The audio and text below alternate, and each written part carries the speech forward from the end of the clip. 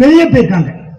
என் மாமா மாமா மாடு ஓட்டிட்டு போயிருக்காரு. மாடு மச்சான் எந்திரிச்சாரா?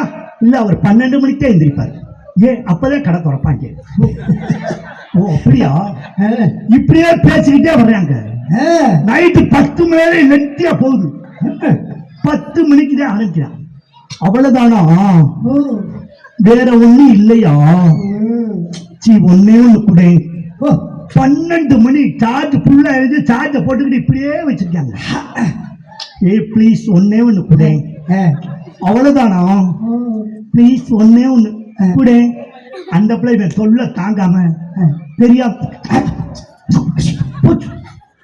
இது ஒண்ணு கொடுத்தவன அங்கிருந்து 15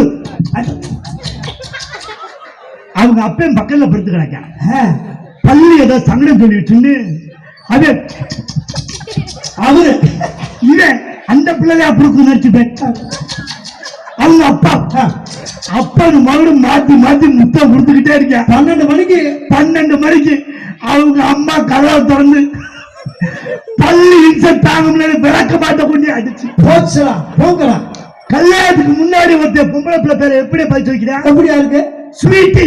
ஓ செல்ல பதிவு பண்றது. செல்ல ஸ்வீட்டி. அடுத்து Ammu. Oh Ammu my life. Oh my wife. கல்யாணம் பண்ணி 3வது மாசம் முடிச்சு விட்டாங்க. எடுத்தோடனே ராங் நம்பர் தான் பதிவு பண்ணிருக்கான். நீங்க கல்யாணம் ஆகாதவன் போன் பேசுறதுக்கு கல்யாணம் ஆனவன் போன் பேசுறதுக்கு 2 வித்தியாசம் இருக்கு. எப்படி சார்? கல்யாணம் ஆனவன் எடுக்கும்போது சிரிச்சுக்கிட்டே தான் இருப்பேன். பேசாங்க ஹலோ அந்த ஆள் பேசுங்க அர்த்தம். பொண்டாட்டி போன் பண்ணட்டுமே. ஹலோ வண்டி வரேன். அவ்வளவுதான். 108 மாதிரி சார். என்னைக்கு பேஸ்புக் வந்துச்சோ அன்னைக்கு ஆம்பளை வாழ்க்கை கெட்டு போச்சுங்க. போச்சுங்க. சத்தியமா சொல்றேங்க. என் பொண்டாட்டியலாங்க சீரியஸா சொல்றேன். வேற யாரையும் சொல்ல முடியல.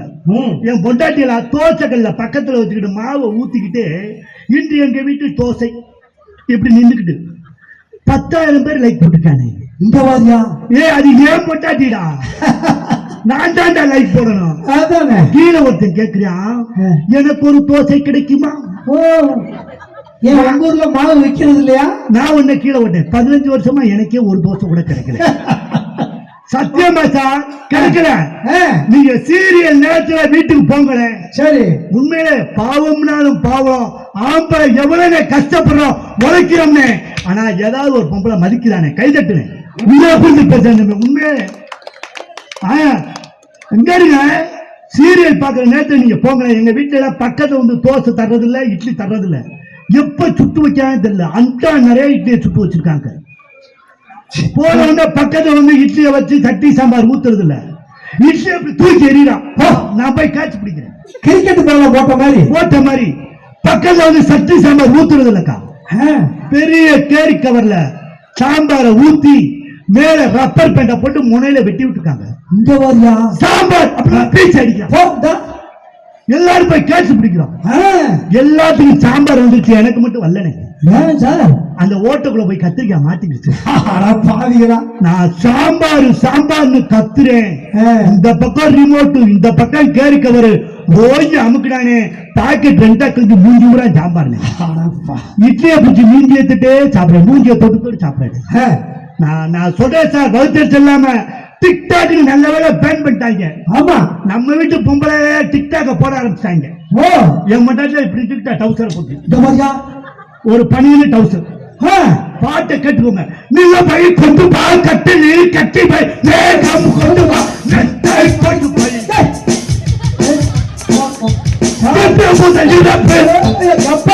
என் ஜீவமத்தி உணர்வு.